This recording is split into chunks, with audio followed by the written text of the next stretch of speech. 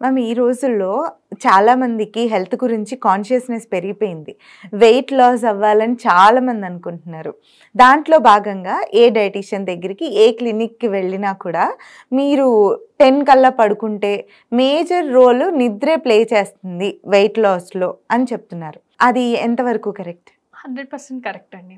ఎందుకంటే మనకి ప్రాపర్ నిద్ర ఉండాలంటే మీరు ప్రాపర్‌గా తినాలి అని మనం ఏదైతే చెప్తామో, అలాగే ఈ ఒబేసిటీ అనేది కంట్రోల్ అవ్వాలంటే ఫస్ట్ మన హార్మోనల్ బ్యాలెన్స్ అనేది మెయింటైన్ అవ్వాలి. హార్మోనల్ బ్యాలెన్స్ నేను ఇంతకుముందు చెప్పినట్టు డీప్ స్లీప్‌లో మెయింటైన్ అవుతుంది. సో ఒక టైంకి పడుకోవడం, ఒక టైంకి లేవడం, ఆ డ్యూరేషన్ అనేది ప్రాపర్‌గా ఉండడం, క్వాలిటీ అనేది ప్రాపర్‌గా ఉన్నప్పుడు ఏమవుతుందంటే మన మెటబాలిక్ హార్మోన్స్ ఇన్సులిన్, గ్రేలిన్, లెప్టిన్ ఇవన్నీ కూడా కంట్రోల్‌లో ఉంటాయి.